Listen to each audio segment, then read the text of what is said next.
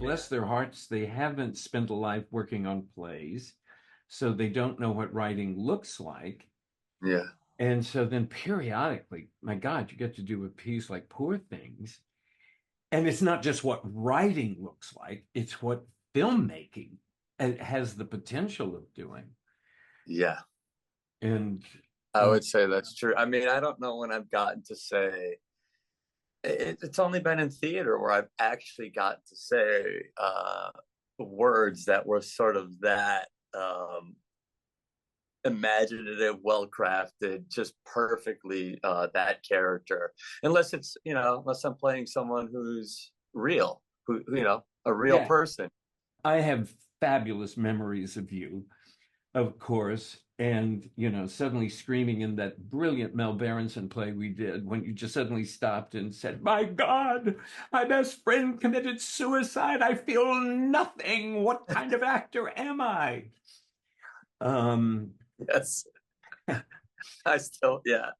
I think, oddly enough, what made you a pain in the ass when you were younger, it has become your strength as an actor because you know when you're lying. And that's really interesting. I mean, one of my favorite Stella quotes is, "When you lie on stage, it should hurt." And I think that was your frustration. I think your frustration was always you knew when you were lying and you didn't yet have the tools to solve it. Yeah. And I'm dying to know, how did you move beyond into that? Do you have any idea? I mean, I don't even know where that actually came from, honestly, other than that feel, just being very frustrated that it wasn't it wasn't true. Well, you you were there with the fucking throwing the books, the temper tantrums, the yelling and the frustration with Godot trying to unpack that nut. Yeah, uh, that was probably my gift, I guess. Over the years, like you said, I have gotten to learn how to access those things, just through probably just a lot of experience. I've just been lucky to have so much experience up against, all the plays we did. We did what, 30 plays? Yeah. And so you just learn a way of working through that. And I still cringe at certain things. I still get really frustrated. A lot of it, Milton, and you're right, it has to do with writing too. It's like, the Berenson play really didn't give us the ramp to get to that moment. I mean, it's also I wasn't I didn't know how to get there, but writing helps a lot. It, if it's done well, it really does sort of funnels you into the moment and it builds it properly for you and it helps you quite a bit. Sometimes you don't have that. You still have to access it.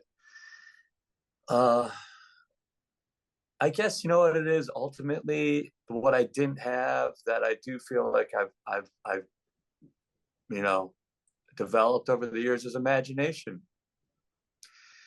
Being able to I remember Reservation Road. I had to hit a kid in a car and I kill a kid. And I was like, I don't understand that is.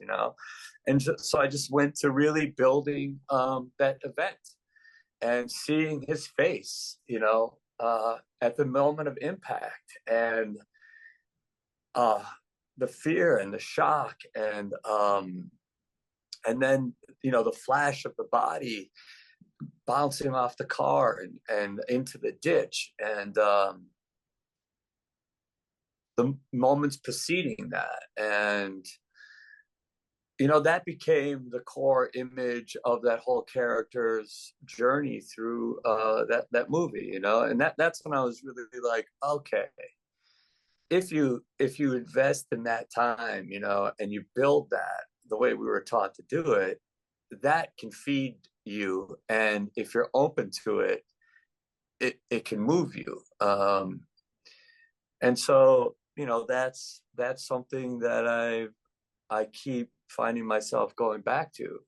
It was interesting at the Q&A in New York on Poor Things. And it was very funny because Emma and Willem both thought it was so weird that when they were rehearsing, they were in sweatpants and you were wearing pants.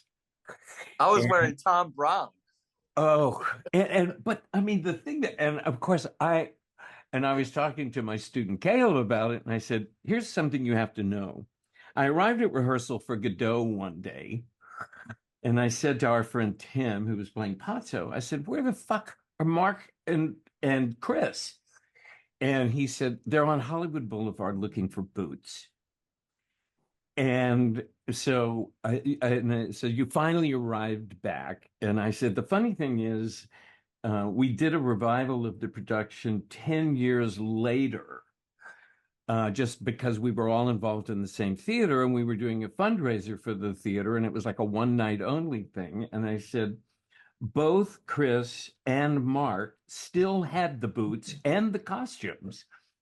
And I said, the only difference was Mark hadn't washed his in 10 years, but or from the day we started rehearsal no, to the never day. did. It was Yeah. so interesting. But that's what I thought. Okay, so my thought about the way you work is that you layer in piece by piece what you can believe. Is that even in the ballpark of it? It's like what not only what you believe, but what actually is informing your reality. What I learned so early on from being yelled at from Stella by Stella was just how important it was to have a costume, and there was a reason for that, because it starts to tell you so much about your character. And I remember for Poor Things, I was like, let's take this to. I was talking to a perfumier, a friend of mine, and he's like, have you ever thought about, do you ever use scents as a character? Like, do you ever wear a scent that a character might wear if they do wear a scent? And I was like, actually, no, but that's a really interesting question, because, our sense of smell is so powerful. Hmm. And so he's like, well, what would this character be? I mean, and I sort of explained it to him. He's like, oh, you need to be wearing oud. And so I went out and got some oud, which is fucking expensive. And I was wearing that, and it's very it's kind of stinky, it's very rich, it's very sultry, it's very old, and even that little thing was giving me a little bit of Duncan. But like you said, when I was going to rehearsals, I was like, I need to put something on that is going to help me, because I don't understand this guy at all. I mean, he is so far away from I, me in every way.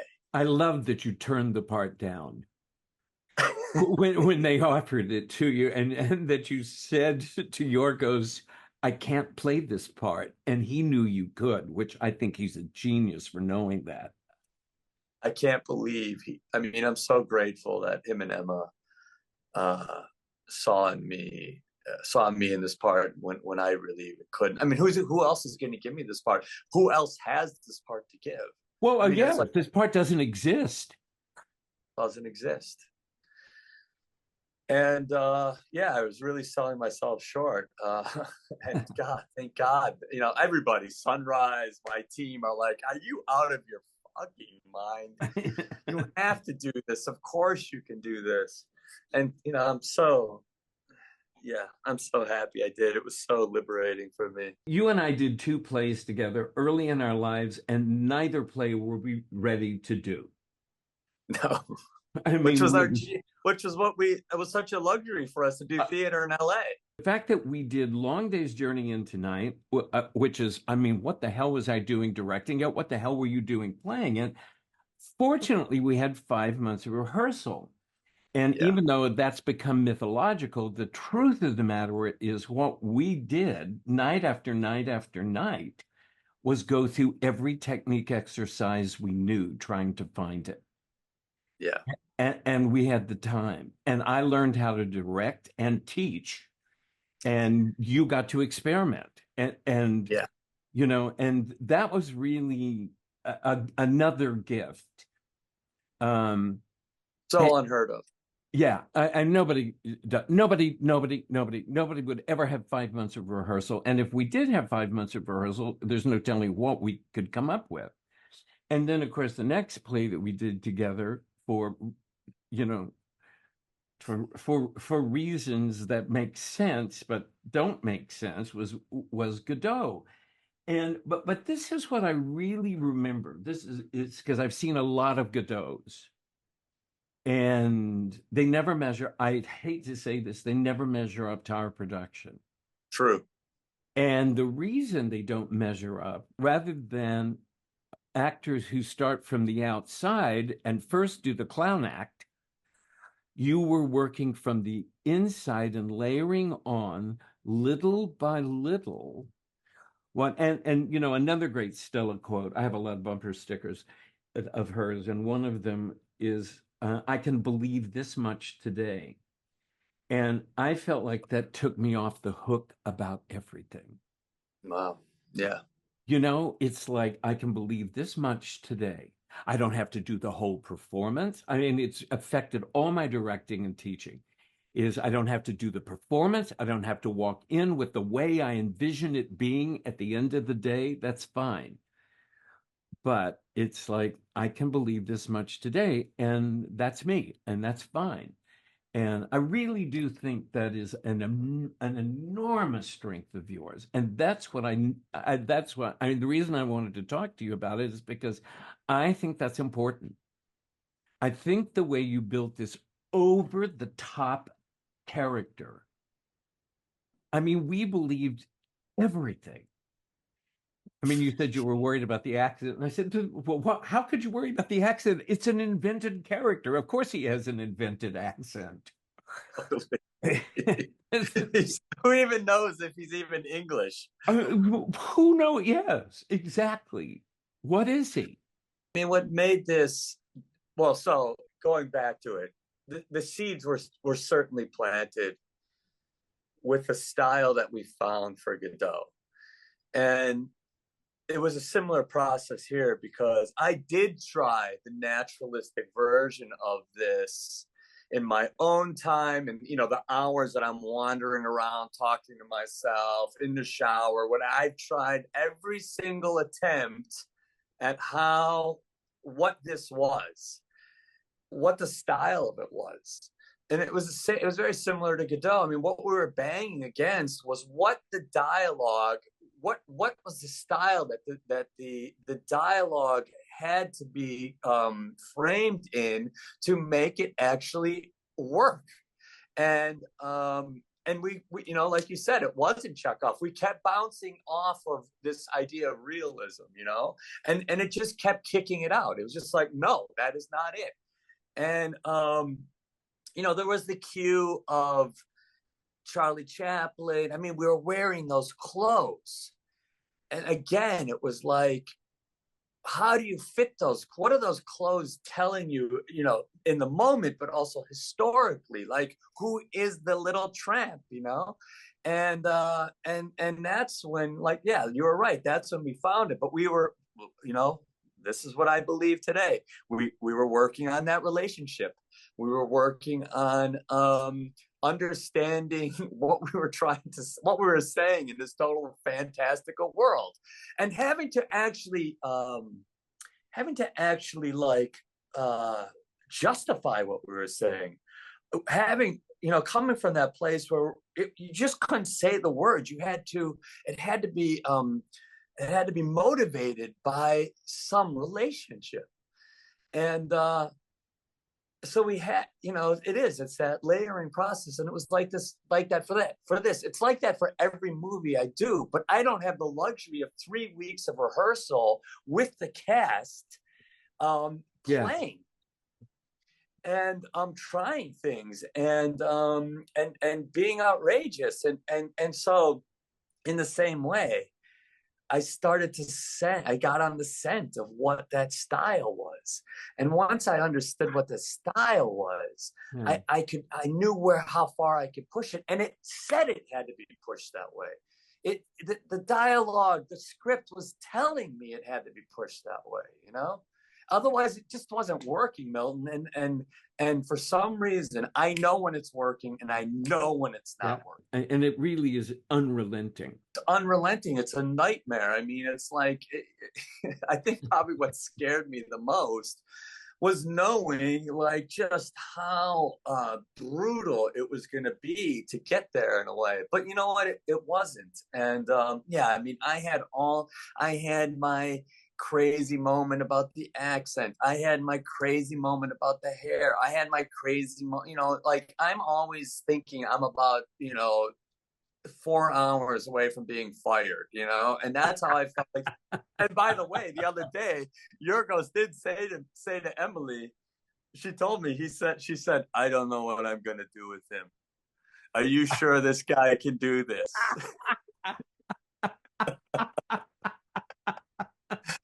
Because Milton, it is that thing of like trying all of this stuff on until I find my way into it. It's literally like bumping into furniture until I like a blind man trying to understand a warehouse, Yeah. full Oh, of furniture. God, that's so brilliant. I kept watching and I kept thinking, God, how did the other people put up with him? Because I mean, because I knew that it could not have been easy to get to. No, Um, no, but we weren't working from the script. We never worked from the script. We literally never talked about the characters. We never talked about the tone. We never talked about the script. We never talked about what it meant. These wow. rehearsals were literally just games and getting intimate. And I would hear the one cue that I got was hearing Yorgos laugh and hearing the rest of the troupe laugh. And then I was like, okay. But Willem said to me at first day on set, he's like, wow, man, you really are gonna go with that. He's like, yeah, I thought rehearsal was one thing, but and he was like, are you out of your fucking mind? You're gonna like go that far and that big. But at this point, Milton, I'm like, fuck it, man. I'm so sick of Mark Ruffalo. Whatever that is, I'm so sick of it that literally there was a part of me that was like flirting with disaster. That was like seeing how far I could take the ship towards the reef before actually just crushing it onto the reef Ah, and going far. God, what a and you had the I mean I'm in awe you had the opportunity to do it. Me too, buddy. It just Yeah, is like a miracle. yeah, I am surprised you didn't get fired. Um, Me too. Me too. I'm always surprised I didn't get fired, yeah, I but know. I know. We all are. I've spent my whole life feeling like I'd walk into a classroom and somebody would look at me and say, "You are so full of shit," and I'd think to myself, "Oh my God, I just got caught." Um, you oh know, yeah. yeah, I have no idea how I've pulled this off. You're always trying to throw your elbows out to like stay one step ahead of what people expect of you as an actor. I mean, if you're, I just get bored, I just I want to keep being challenged. And, I want to hear something funny. Yorgos said the other night, he's like, Mark, you're a terrible dancer. I was like, what? Are you, what are you kidding? And he's like, no, you're a terrible dancer, but that's why you're so good. And I was like, what? He's like, because you will keep working until you get it right. You look at me, look at me. You can do anything. And I was like, hey, no. He's like, no, look at me, listen to me. You can do anything. But it's that thing you're talking about. You know, I have to really work really hard. None of this came easy to me. None of it. There's no reason that I should have been an actor. You know, there's just naturally no reason. You know, Yeah. um, and yeah, and he saw that. I never heard anyone really articulate it like that.